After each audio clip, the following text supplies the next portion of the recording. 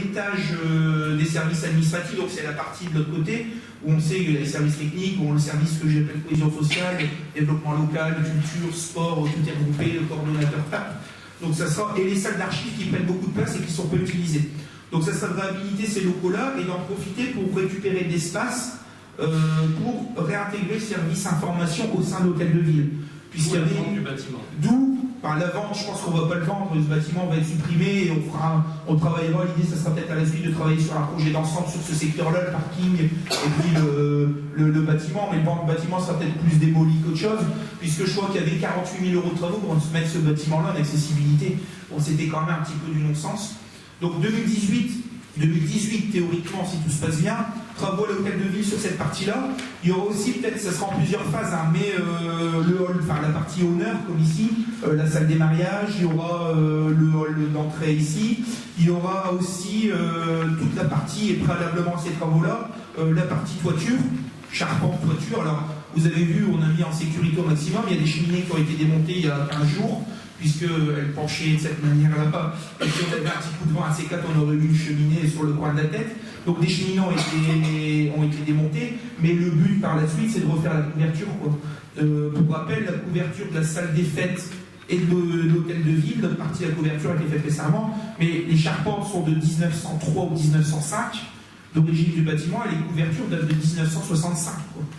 Sur la partie principale et sur la partie salle des fêtes. Qui plus est que les toitures amiantées. Qui plus est la récupération d'espace possible ici dans les combles pour, à l'avenir, numériser nos archives, mettre des armoires fortes et faire de la numérisation d'archives, ce qui va nous permettre de récupérer 2 salles qui font à peu près cette superficie à l'étage pour faire revenir des services comme le service com ici et puis apporter des conditions de travail confortables pour nos services. Après, bien sûr, il y a la partie plus esthétique. Il y aura un travail, il y aura un ravalement de façade à faire, il y aura le perron d'hôtel de ville, il y aura d'autres actions. Ça ne rentre pas dans la date, parce que ce sera 2018, 2019, 2020. Le principal, c'est de mettre en accessibilité le bâtiment, premièrement, et deuxièmement, de le mettre hors d'eau. Aujourd'hui, il pleut encore dans le bâtiment. On a fait quelques travaux de couverture cette année, à hauteur de 15 à 16 000 € sur le couloir des services administratifs. Il y a encore des travaux de couverture et charpente.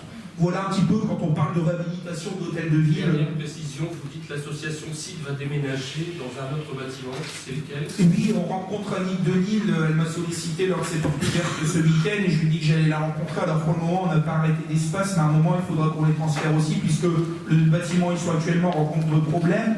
Il y aurait apparemment un problème de champignons sur la charpente à traiter, c'est le premier problème. Et le deuxième problème, c'est que c'est entre guillemets un ancien logement de fonction et qui demande pas mal de frais en termes d'accessibilité. Alors, qu'est-ce qu'on fait de ce bâtiment demain par rapport à l'activité actuelle qui est quand même d'accueil de jeunes adultes handicapés? L'idée, c'est de mettre sur un autre bâtiment. On n'a pas arrêté aujourd'hui d'espace. Je pense qu'on a suffisamment d'équipements où on peut réfléchir pour mettre cette association dans un espace qui sera, lui, en accessibilité, peut-être plus adapté à leur activité. Après, il y aura, que faisons-nous de leur ancien bâtiment à l'hôtellerie? Est-ce qu'on traite de champignons? Est-ce qu'on le transforme par la suite? Parce qu'à part un logement, on ne peut pas faire grand-chose vu pour accueillir du public, vu les travaux qu'il faut faire. Est-ce qu'on fait par un logement qu'on louera, pour ramener un petit peu de recettes à la commune? Je ne sais pas, mais actuellement, voilà un petit peu la réflexion. Voilà, y a-t-il d'autres remarques? Est-ce que c'est bon pour tout le monde? Alors on va passer au vote. Alors sur cet agenda d'accessibilité programmée, y a-t-il des avis contraires? Des abstentions? Votez à l'unanimité, je vous remercie. Le point suivant, c'est de la régularisation, c'est une rétrocession de concession de case de Conloparium à titre onéreux. Donc le 7 octobre 2015, Madame Calpé Fernandez-Maria, qui est propriétaire d'une casse funéraire 75, a demandé la rétrocession de sa casse funéraire acquise pour un montant de 190 € en 2012 pour une durée de 30 ans. Alors il y a une part qui va au CCAS et une part qui va à la ville, donc le but aujourd'hui c'est d'accepter cette rétrocession. Nous, pour la part ville, et CCAS le fera ou l'a déjà fait pour la part qui lui incombe. Donc voilà, aujourd'hui on accepterait une rétrocession et on aurait un remboursement de 170 €. On devait rembourser de 170 € 78 à la propriétaire. Y a-t-il des questions? Ça n'aime pas de remarques particulières.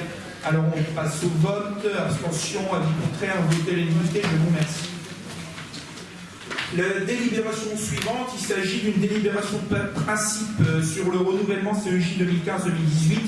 Donc dans l'avancement du CEJ qui est en cours de réalisation, et on va vous présenter de manière globale aujourd'hui puisqu'il est encore en étude et que les acteurs ont encore été rencontrés cette semaine et ont encore besoin de réunion.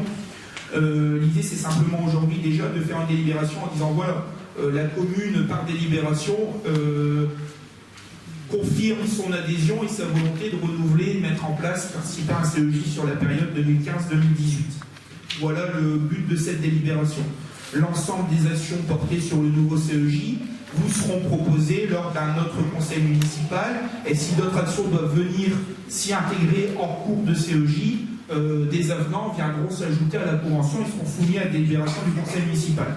Aujourd'hui, c'est un peu une délit de principe, c'est un peu comme quand on sollicite, quand on lance un projet, qu'on sollicite des subventions, on demande une délibération, on l'a fait pour le Stade Cheval, pour obtenir des DU, il fallait une délibération en disant voilà, on veut bien réaliser ce projet, et qu'à partir de là, le dossier est déposé, on avance.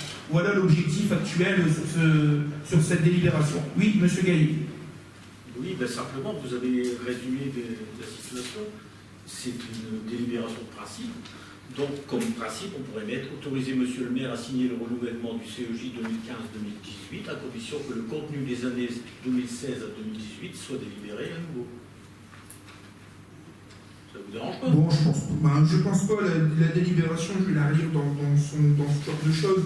Après, il n'y a pas de... Bon, approuver le renouvellement du CEJ pour la période 2015-2018, on n'approuve pas la programmation. On approuve le fait qu'on... Ah bah, donc il faut écrire. La syntaxe. Écrivons-le. Parce que là, vous nous demandez d'approuver le renouvellement du CEJ. Donc nous, on veut bien renouveler le CEJ. À condition, comme vous l'avez précisé juste avant, de vous présenter. C'est bon, de nous présenter les actions, leur montant. Ça fera le petit d'une note délibération, donc je pense qu'il sera temps, au moment de la présentation de cette délibération, de dire si oui ou non on accepte ce genre d'action. Aujourd'hui, bon voilà, moi aujourd'hui je voudrais maintenir la délibération telle qu'elle est présentée. Je pense pas qu'elle porte de vice de forme sur sa présentation de manière générale. Non mais monsieur le maire, j'entends bien, je ne remets pas votre bonne foi en doute. Je vous dis simplement que là, on vous autorise à approuver le renouvellement et à signer le renouvellement. Pourquoi vous reviendriez, par quelque hasard que ce soit, vous reviendriez vers nous pour nous présenter, alors que on vous a donné l'autorisation de le signer. C'est tout. Parce qu'à un moment, il faut quand même présenter la convention de manière générale. Est-ce que la convention entend le fond de la convention? Alors, mettons dans cette délibération, on ne parle pas du renouvellement du CEJ 2015-2018, mais d'une délibération de principe pour signer un futur contrat. Je vais peut-être la laisser, c'est peut-être de la technique, peut-être monsieur le DGS, si vous avez quelque chose à rajouter. Je vais traîner. De toute manière, on arrivera à l'entendre. Ça n'appelle pas d'observation particulière. Effectivement, la mention de la condition peut être rajoutée dans la mesure où les éléments devront être présentés à un futur conseil. Il n'y a pas de difficulté. Merci, monsieur le DGS.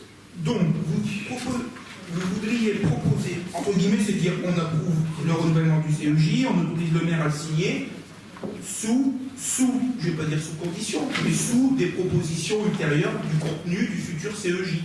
Soumis la délibération future. À condition que le contenu des années 2016 à 2018 soit délibéré ultérieurement. Oui, mais aujourd'hui, ça veut dire qu'on ne peut pas délibérer sur ce genre de choses. Je ne comprends pas votre démarche. Mais on veut que le programme que vous allez mettre, on veut que le programme, les actions soient connus du conseil municipal. Elles le seront. Elles le seront, mais c'est bien dit. La preuve, c'est que notre DGS bien aimé nous dit qu'on peut tout à fait mettre cet amendement-là à cette délibération-là. Pourquoi vous revenez sur ce que et la proposition de l'opposition vous fait et le DGS vous fait? Je comprends pas. Merci monsieur le DGS d'être participant, d'être élu ici autour de la table sur ce genre de choses, non c'est pas vous sollicitez. Ouais, je vous laisse la parole, allez-y. Alors, il faut que vous compreniez aussi, monsieur le maire, notre inquiétude. Mais bon, on a reçu dans notre enveloppe cette délibération par laquelle, en 2015, on ne s'inquiète pas, puisque 2015, on est au mois de novembre, bientôt, les actions sont réalisées. On connaît tous, ici, le contenu des actions qui sont menées par les acteurs au niveau de ce contrat enfant-jeunesse, donc on ne s'inquiète pas. Par contre, vous dites qu'il y aura des nouveautés dans le CEJ. Il va y avoir des nouvelles actions. Donc, on n'en a pas connaissance, donc on s'en inquiète. Ensuite, dans votre délibération, vous mettez que, conscient du caractère déterminant dans le vote des conseils municipaux des renseignements essentiels, la commune apporte par une fiche annexe la totalité des éléments dont elle dispose au moment de la rédaction. Bon, maintenant, vous nous demandez de bien vouloir vous donner l'autorisation de signer le renouvellement. Est-ce qu'on peut savoir quand vous allez le signer, ce renouvellement? Ensuite, quelles sont les actions nouvelles prévues? Parce que je pense qu'on est fin 2015, donc je pense qu'elles sont définies. C'est pas fin 2016 que vous allez les définir. Quelles sont les actions nouvelles? Quel coût ça aura? Quel est le devenir des acteurs? Est-ce que tous les acteurs de 2015 seront présents en 2016, 2017, 2018? Non, tous les acteurs, je parle.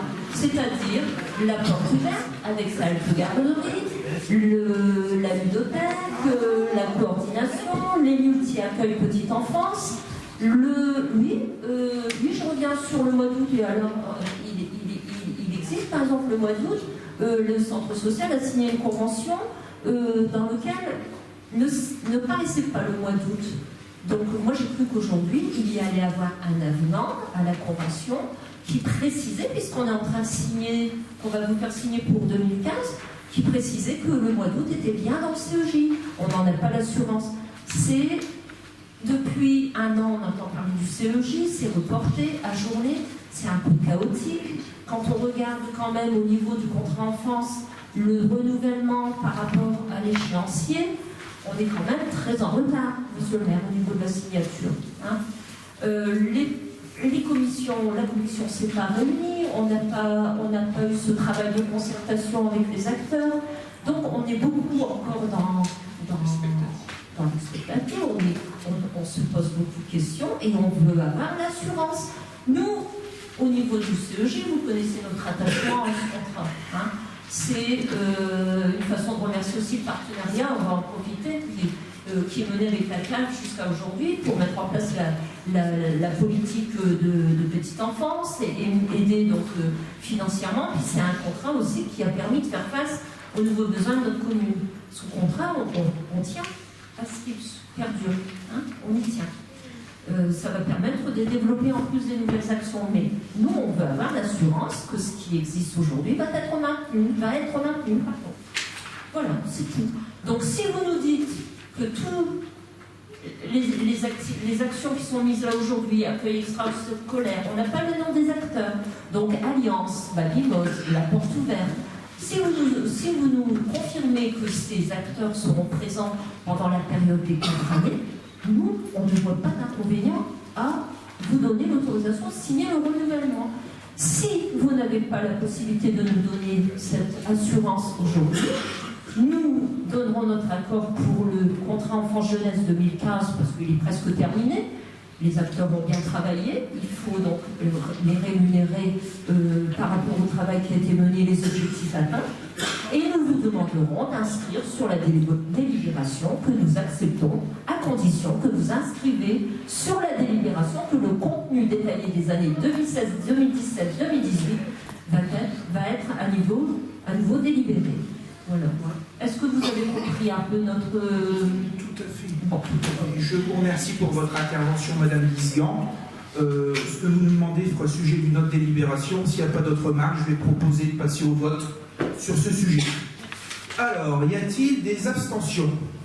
Des abstentions? Donc vous ne notez pas le... Non, j'ai entendu vos remarques. Je vous ai dit que le fond du sujet se ferait sur un autre conseil. Maintenant, j'ai ouvert le vote. Il n'y a plus d'intervention possible, donc nous passons au vote. Y a-t-il des abstentions sur ce sujet? 3 abstentions que je vais représenter. Ouais, donc ça fait 4. Y a-t-il des avis contraires? Qui vote pour? Votez à la majorité, je vous remercie. On abordera ces sujets-là lors d'un prochain conseil, hein, mais vous inquiétez pas, vous vous faites du mauvais sang pour pas grand-chose. Voilà, on aura l'occasion de cette question.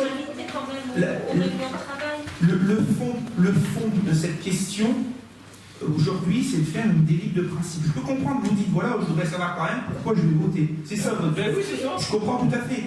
On fait une délibération de principe, je m'engage à vous présenter lors du conseil municipal, lorsque les services seront terminés, présenter ce genre de choses, la question, l'ensemble des actions menées sur ce genre de choses. Des actions renouvelées avec les partenaires que nous avions et des actions nouvelles, tout simplement. Donc voilà, ça sera la question pour un autre conseil municipal.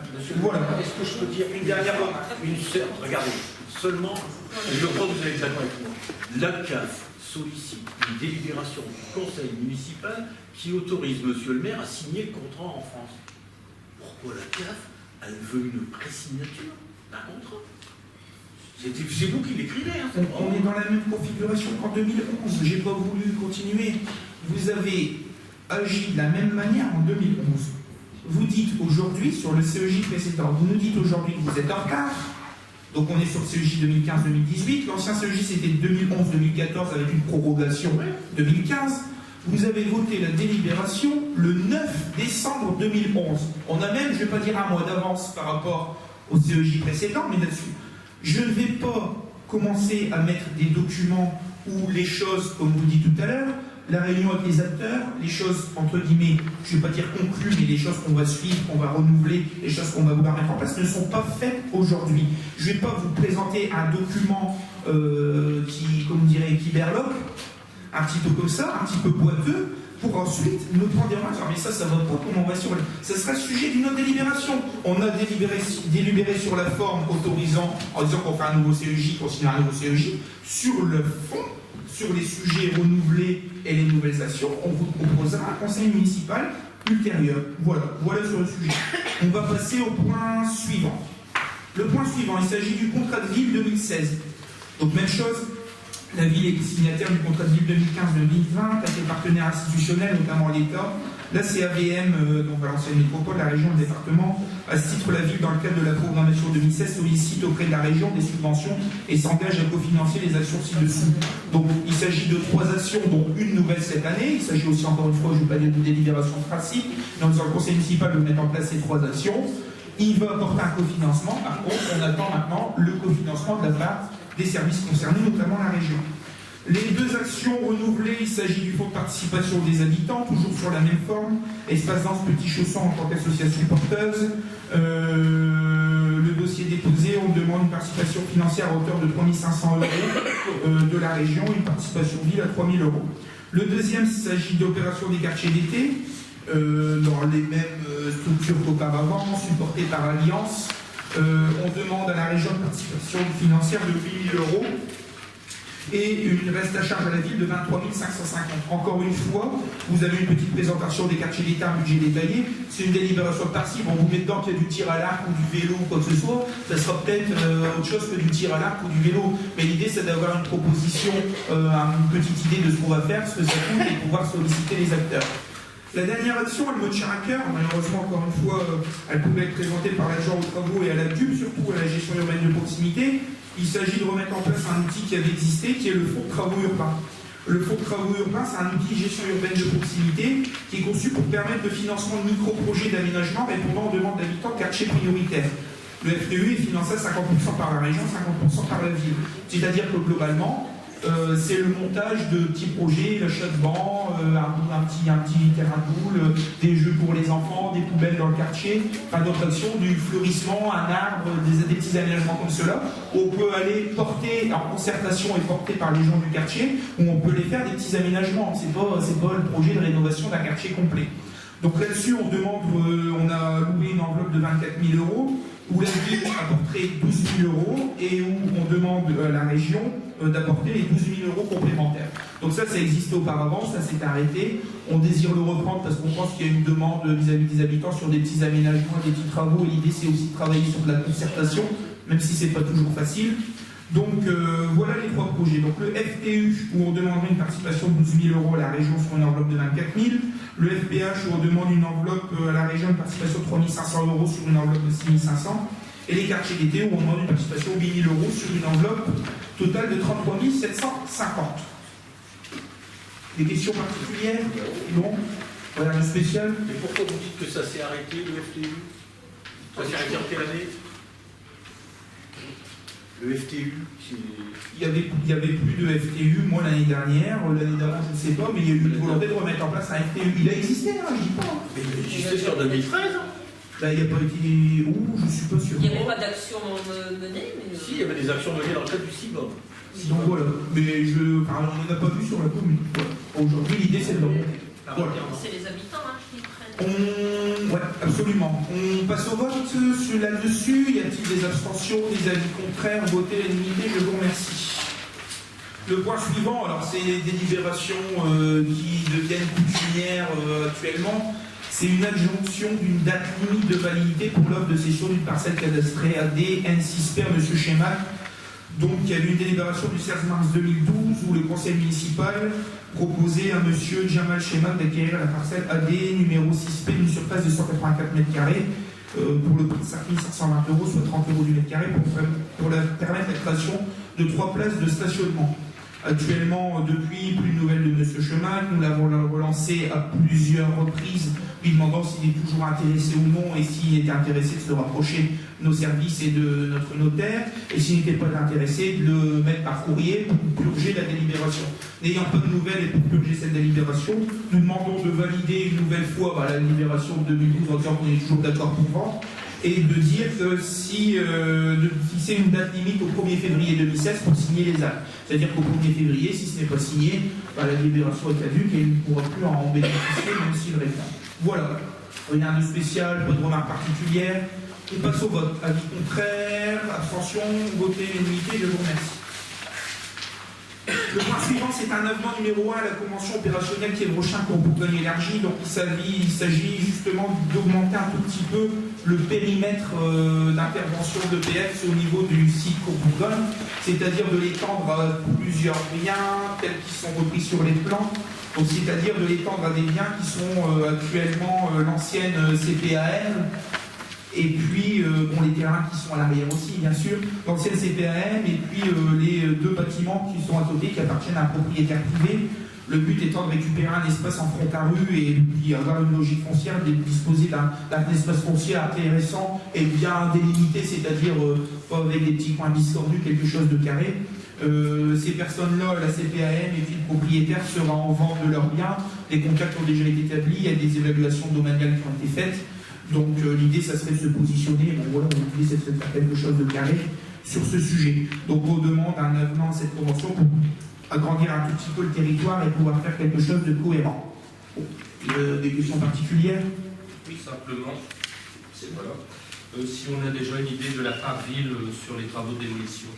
Alors, on n'a pas une idée de la part ville sur... Enfin, si, on a une idée sur la part ville démolition. Alors, ce qui a été fait par les services il y a une quinzaine de jours par M. Boisy, j'ai demandé de refaire un tableau avec l'ensemble des opérations EPF actuellement, qui, je le rappelle, sont îlot équipard, fibre du Méno, îlot Valériani, ex-Sofanor, Église et compagnie. On a l'opération aussi actuellement là-dessus, Courbourgogne élargie. Pourquoi j'ai demandé de faire un point? Parce que vous savez que les conventions EPF, à un moment, l'EPF se porte à cœur pour la commune, à un moment, il faut que la commune rachète aussi. Et selon les types de conventions, la commune a plus les types de conventions et les types de projets aussi qui est à l'arrière. La part communale de participation au rachat et aux frais de démolition, etc., peut varier. Pour l'opération Courbourgogne élargie, puisqu'il s'agit d'une convention signée après le 1er janvier 2015 et que le conseil d'administration a pris de nouvelles dispositions sur le financement, le rachat et la participation des villes aux opérations EPF, on sait que sur cette convention-là particulière, pas sur les autres, l'ensemble des travaux de démolition et des études sont pris à 100% en charge par l'EPF, sont refacturés à la ville si je ne me trompe pas, une quote-part, une participation par rapport au bien, alors ça peut être jusque 60%, une remise jusque 60% du prix du bien, voilà, la valeur du bien, selon le projet, mais sur les nouvelles conventions, aujourd'hui, ne sont plus refacturés les travaux. Avant, on facturait 40% du prix des travaux, je crois. Alors, ça dépend encore des conventions. Actuellement, l'ensemble des travaux sont pris en charge par l'EPF et ne sont pas refacturés dans la vente, ce qui est aussi un avantage. Ce sont des nouvelles directives qui ont été prises par le conseil d'administration sur toutes les conventions signées après le 1er janvier 2015, dont celle de la Courbourgogne. Voilà pour la question. En tout cas, on fait un point aussi sur les autres opérations, parce qu'à un moment, voilà, il faut qu'on fasse le point. Les fils du Hainaut, c'est pas le cas. Maintenant, en relativisant, les fils du Hainaut avaient été rachetés à l'euro symbolique. Quand il y aurait une revente, ça sera quand même très peu cher pour la commune. Par contre, les travaux seront pris peut-être à 40% en charge par la commune. Et là, le montant des travaux révélera un certain prix. Maintenant, l'idée, j'en ai pas.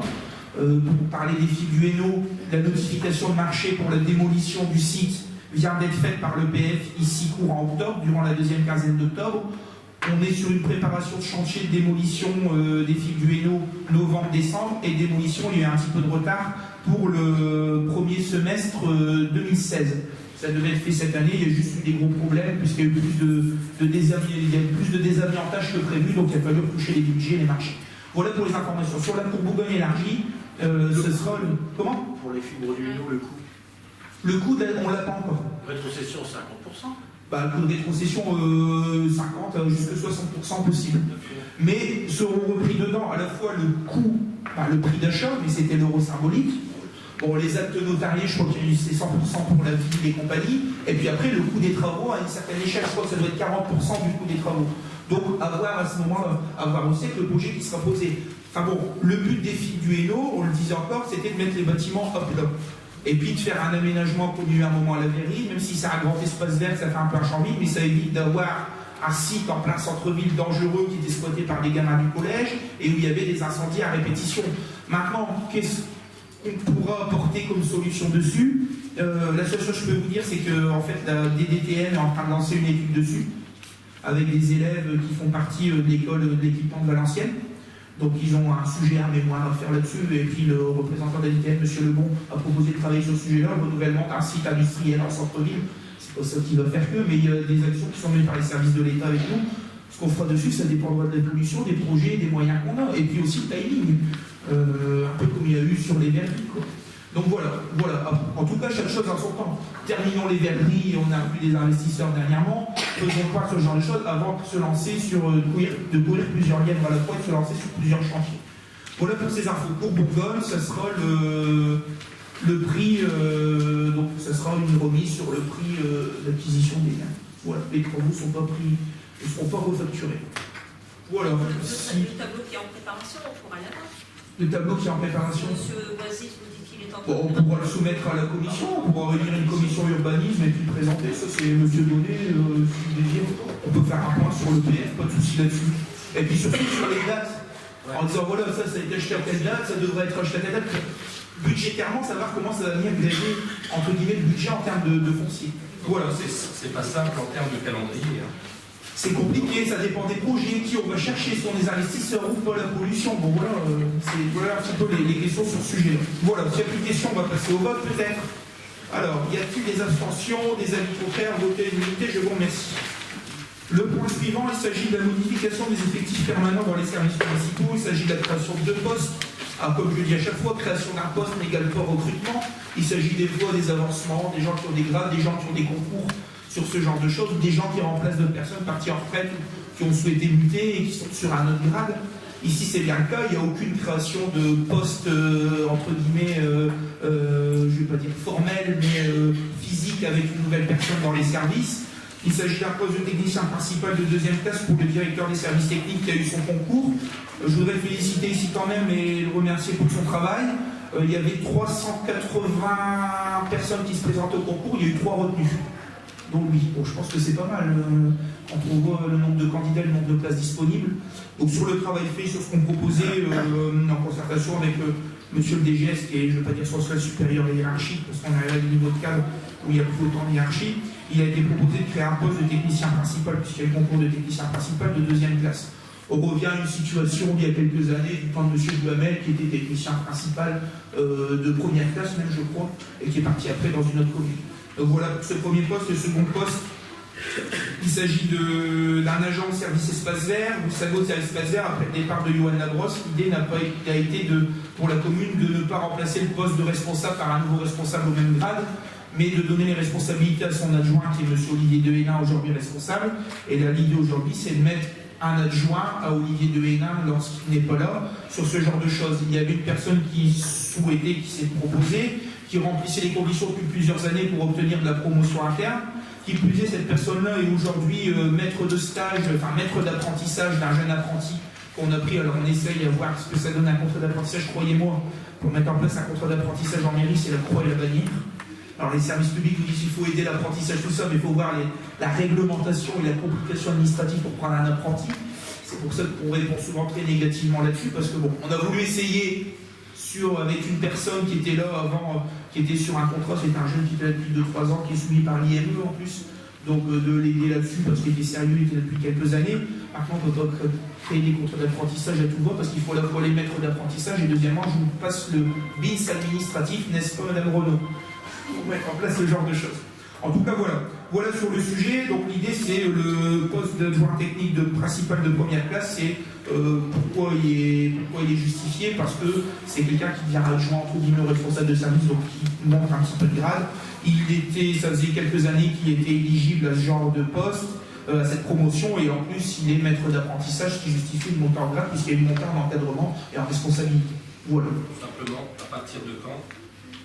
C'est pas prévu. Je sais pas, 1er décembre, monsieur Boisis, 1er janvier. Oui, parce qu'il faut pas oublier de prévoir le budget nécessaire, puisque ça doit être précisé dans la délibération d'abonder les crédits. Je sais pas si on l'a fait, monsieur Boisis. Oui, allez-y. Vous avez pu obtenir un document annexe, je me souviens plus du montant exact, mais de mémoire, c'est de 3 913 €. Oui. J'ose espérer, sans économie, que le chapitre 012 pourra subir une majoration de financement. Sinon, il faudra licencier. Non, ça soit retardé. On a été très économe sur ce genre de choses. Non, mais globalement, pour Codon, vous aviez demandé une information. Effectivement, je pense que bon, ça demande toujours du travail pour les services, mais à l'avenir, ce serait bien ce genre de choses. Quand on fait un recrutement, quoi que ce soit, un petit tableau comparatif, on a une idée. Ces deux agents, alors pour l'agent, le technicien principal deuxième classe, ça représente une augmentation annuelle de 2 659 € pour la ville, c'est pas énorme. Et pour l'adjoint technique principal deuxième classe, 1295,52 € en annuel. Par mois, c'est 221 € pour le premier, 107 € pour un 16 pour l'autre. On doit quand même avoir les marges de manœuvre. Donc je pense, je ne sais pas, au 1er décembre, monsieur Boisis. Là, on est début novembre, temps de se faire passer. 1er décembre, il faut avoir les contrôles de légalité, tout ça, je pense qu'on le fera au 1er décembre. Voilà, tout simplement. Oui. Il s'agit de brut, puisqu'il y a des propos publics ici qui sont tenus, il s'agit de montant brut. De montant brut, hein, bien sûr, hein, c'est pas du net. Ce que ça coûte réellement complet à la vie. Brut chargé. Voilà, absolument. S'il n'y a pas d'autres questions, y a-t-il des remarques? C'est tout? C'est fini? Pas d'autres questions? On passe au vote. On passe au vote. Alors, y a-t-il des abstentions, des avis contraires? Voter à l'unanimité? Je vous remercie.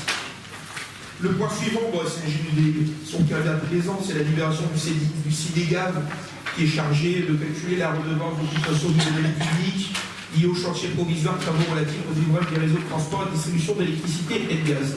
On vous avez un calcul sur ce genre de choses. Il y avait un comité syndical hier, Eric Cachemaret, Jean-Pierre Donnier, rien de spécial, aussi des gars. Bon, voilà. Bon, s'il n'y a pas de remarque particulière, on va passer au vote. Y a-t-il des abstentions, avis contraires ou voter les députés? Je vous remercie. Parce que le rapport est document. Le point suivant, c'est aussi une délibération de coutume. C'est une adhésion aussi d'Ancian, une adhésion de la communauté de communes des Vallons d'Anizy et de plusieurs autres communes. Et vous avez un tableau qui reprend les transferts de compétences de chaque collectivité, puisque certaines transfèrent des compétences sur la production, la distribution, l'assainissement collectif, assainissement non collectif, sur la lutte incendie. Tout le monde ne transfère pas forcément de la même façon. Donc voilà. Donc si d'Ancian, juste une remarque, ça commence, et c'était déjà, mais ça commence à être un petit peu l'usine, ce syndicat. Ça commence à être assez compliqué. Vous avez un syndicat qui va, en termes de distribution et de gestion des eaux, de la frontière belge en la personne de la commune de Quai-de-Rochard jusqu'à bientôt aux portes de Paris. Donc en termes de proximité du public, ça reste assez compliqué. C'est vraiment, ça devient une usine à gaz ce syndicat, parce que c'est un super syndicat des eaux. Quand je dis super, c'est énorme. Alors lui, il est dans la mouvance actuelle de faire des gros syndicats, où il y a une deuxième mouvance actuelle, c'est de dire on arrête les syndicats des eaux, c'est des compétences transférées aux communautés d'agglomération. Bon, voilà. Mais c'est pas toujours facile avec nos réads. Des exemples simples, ça fait 2 ans qu'on a monté maintenant un dossier pour avoir des ralentisseurs pour Jean-Mermoz, et tous les ans on fait un dossier dans d'autres communes pour obtenir les financements. Comme vous voyez, toujours pas de ralentisseurs parce que depuis 2 ans, ça fait 2 ans que Nora nous dit surtout n'intervenez pas parce qu'on va ouvrir la rue pour faire un aménagement de lutte contre les inondations. N'intervenez pas. Vous comprenez qu'on ne va pas aménager des ralentisseurs pour les casser peut-être, j'en sais rien, 6 mois ou 1 an après et devoir les refaire. Donc on attend l'intervention de Nora, sauf que ça fait bientôt 2 ans, bon voilà. Maintenant, je ne sais pas, les communes où les maires ou représentants sont présidents, vice-présidents, ont-ils plus de facilité pour obtenir des travaux? Je n'en sais rien, en tout cas, bon voilà. Mais quand des choses ne se réalisent pas, c'est aussi parce que des fois il y a des super syndicats et on attend pour faire les choses de manière cohérente l'intervention de la ou l'autre. Donc quand on nous dit, ça fait 2 ans depuis le début du mandat, vous étiez peut-être au courant à l'époque, on nous dit surtout Noréal, même chose, on doit faire une canalisation d'eau potable qui va jusque Quiévrin et qui va relier des Mons et compagnie, rue Jean Jaurès. Donc surtout sur les trottoirs, surtout si vous avez des travaux à faire, ne faites rien. Ça tombe, la canalisation, on va la faire dans 15 ans. Donc si on attend après eux, on se retrouve avec... Mais bon voilà, c'est toujours compliqué de coordonner avec ces opérateurs-là. Enfin voilà. Mais bon, et plus ça grandit, plus ça va être compliqué, je pense. Donc voilà. On est loin de la proximité. Ouais, c'est dur. Donc voilà. Bon, et puis c'est compliqué, quoi. Les plaques d'égout, des fois affaissées, on intervient, il leur faut 1 an pour changer une plaque d'égout. Puis il y a les budgets aussi, des fois aussi. Maintenant, c'est de quelle manière, je ne vais pas dire c'est géré, on a un représentant qui est Bruno Nama, mais je me pose toujours la question. On voit-on plus de camions dans les communes où le président et les vice-présidents du syndicat sont élus? Voit-on plus de camions? Ces dossiers-là passent-ils leur priorité à d'autres communes? Je ne sais pas, je ne vais pas faire la critique, mais des fois on se pose des questions. Sachant que sur la commune, 70% du réseau est encore en réseau unitaire et qu'on a des réseaux surchargés, notamment 2 rue Jean Jaurès, rue du Quesnoy, où avec toutes les constructions qu'il y a eu sur Rombier et compagnie, le réseau est en charge permanente. Et je vous parle pas de la rue Jean Jaurès. Il va falloir peut-être un jour se poser des questions. Hein? Donc voilà un petit peu là-dessus. Voilà pour les questions. Donc pour les adhésions, on va passer au vote. Y a-t-il des abstentions, des avis contraires? Votez l'unanimité, je vous remercie. Alors, les points suivants. C'est encore une convention. C'est un avenant 1, la convention tripartite avec le CIVOM, la commune de Crépin, sur le financement des fins de travaux en rue. Donc la même chose, c'était une petite remarque qui avait été faite, même chose à l'arrivée du cabinet Mazar au début de son audit, en disant attention, les statuts du CIVOM sont flous, s'il y a un quoi, c'est 50-50 qui est le Rochin, même si 80% des travaux concernent Crépin. Donc l'idée c'était de mettre une convention en disant voilà, ça avait déjà été anticipé avant, mais là cette fois-ci c'est posé. Les travaux qui restent actuellement, il y a autant de travaux sur Quai-Rochin, ça sera financé par Quai-Rochin, il y a autant de travaux sur Crépin, ça sera financé par Crépin. Bon, en sachant que Crépin se prend une claque, parce que je crois qu'ils sont pas loin des 500 000 €, et pour Quai-Rochin il reste pas grand-chose, je ne sais plus combien on était, monsieur Boisy 8 000 €, donc 8 600 €. En même temps, forcément, il y a eu beaucoup plus d'interventions sur Crépin que sur Quai-Rochin. Mais voilà. Donc il y a eu des petites modifications, c'est plus d'un point de vue juridique et rédactionnel qu'autre chose. Je ne sais plus dans le détail, M. Boisis peut-être, c'est vous qui êtes DG à la fois de la mairie et du CIVOM, donc vous le connaissez bien. Il y en a une dans le préambule, oui, changer. Cette convention tripartite numéro 5, on barre une ligne, on en change une autre. On change au lieu des modalités de financement, on met le mot contribution, enfin c'est vraiment du juridique plus qu'autre chose. Bon, je ne sais pas s'il y a des questions spécifiques. Livraison de chantier pour la rue premier semestre 2016. Attention, hein, les maisons Pierre et Territoire sont livrées, il reste quelques collectifs et il reste aussi ce qu'on appelait la crèche là, et les logements à l'étage. Premier semestre 2016 si tout va bien. Normalement c'est en bonne voie. Voilà. Et ce sera un grand ouf quand ce sera terminé, surtout aussi pour le CIVOM, d'un point de vue financier et administratif, parce que c'était très compliqué. Voilà. Y a-t-il des remarques particulières? Non, sur le montage global. Si, ça fait partie du projet en rue. Ça fait partie de la phase équipement au sein du projet restructuré. On peut mettre des équipements. Par exemple, Valenciennes a fait le choix à Chasse Royale de mettre, c'est une médiathèque ou je ne sais plus, une bibliothèque, quelque chose comme celui-là. Là, c'était le choix de faire une crèche. Voilà. Et puis, il y a le restaurant scolaire aussi près. Voilà pour ce dossier. Bon, s'il n'y a plus de remarques, on passe au vote. Y a-t-il des abstentions, des avis contraires? Votez l'unanimité, je vous remercie. Le point suivant me tient relativement à cœur et je vais m'expliquer pourquoi.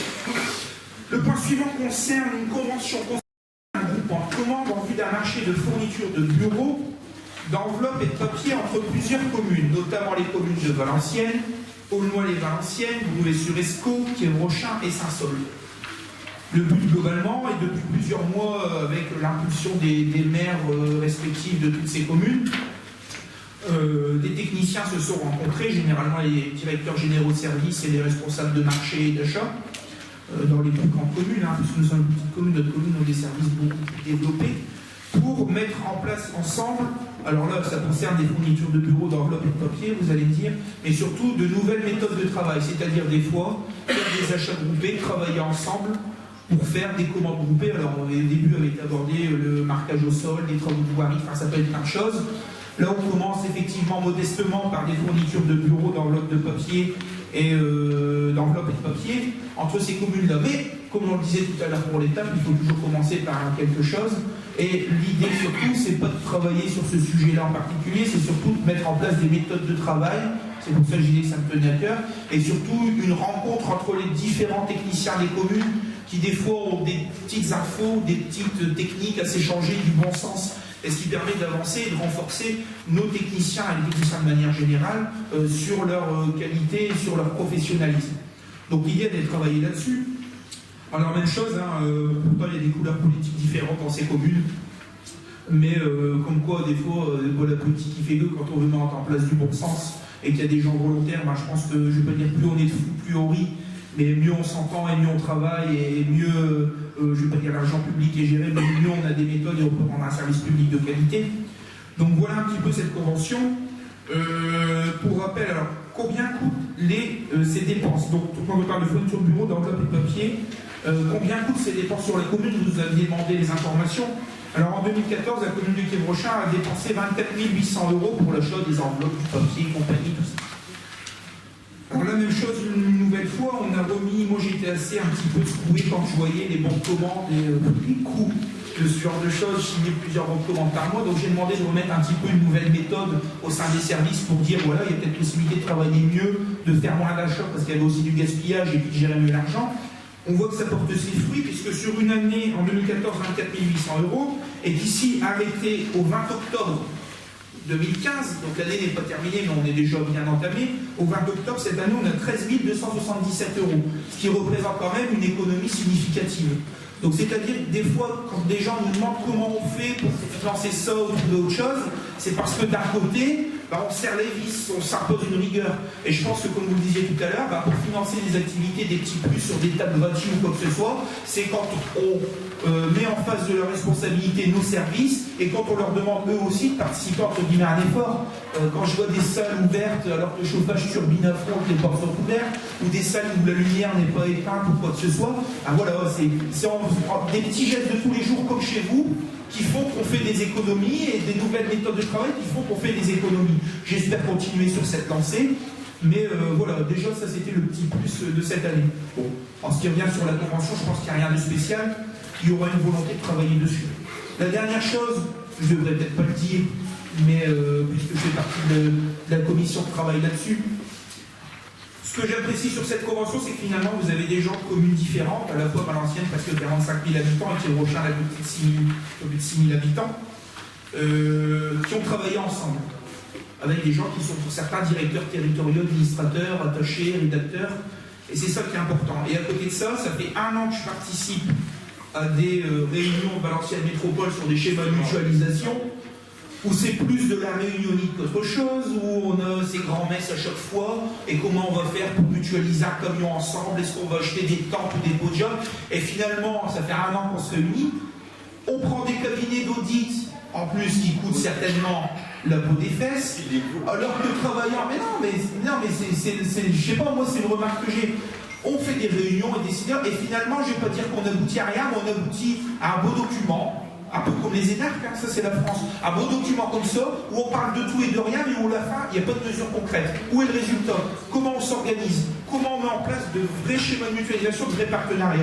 Aujourd'hui, je pense que les modestes techniciens des petites communes et des plus grandes communes de l'arrondissement ont su travailler, et même s'ils sont modestes, des fois c'est peut-être pas le niveau, on n'a pas besoin d'être administrateur, même si on a les qualités, ou directeur territorial, pour avoir de bonnes idées et du bon sens, ou on n'a pas besoin d'être élu depuis 20 ans ou dans une grande commune, pour avoir du bon sens et gérer les deniers publics. On se rend compte qu'ici, il y a des volontés au-delà des couleurs politiques, mais aussi au-delà des niveaux de techniciens, des volontés de travailler ensemble et de bien gérer votre argent et de travailler aujourd'hui dans une logique d'avancement et de mutualisation.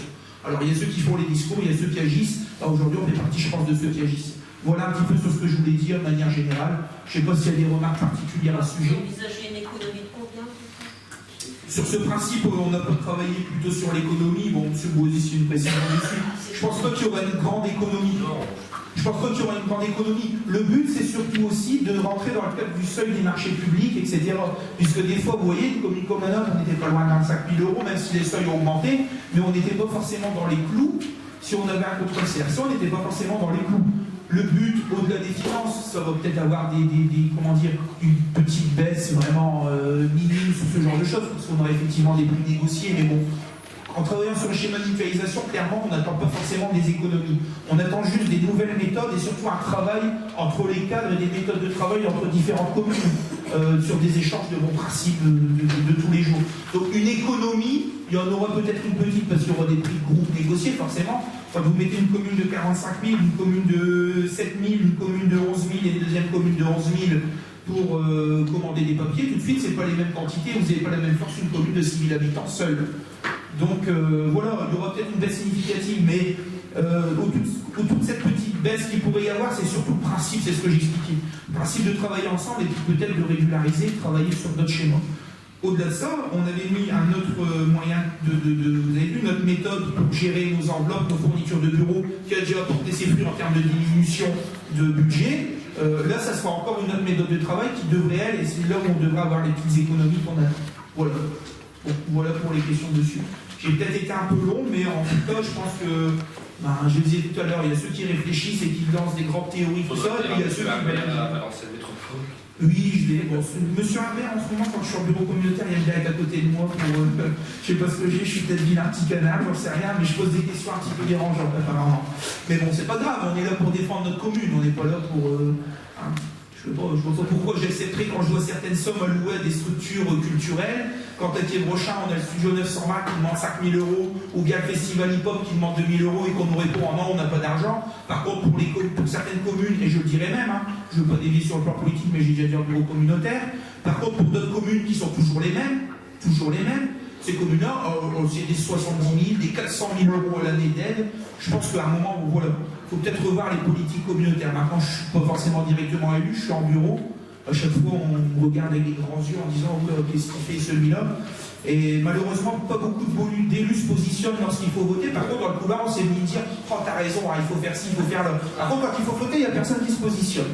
En tout cas, je l'avais mis sur un post récemment sur Facebook, je ne vais pas aller plus loin. Moi, je suis un élu pour ma commune, je suis pas là, on ne m'achète pas avec des postes, on n'achète pas mon silence avec je ne sais quoi, des places de foot ou j'en sais rien. Moi, je suis agir pour ma commune, je défendrai mes dossiers jusqu'au bout pour ma commune, je défendrai les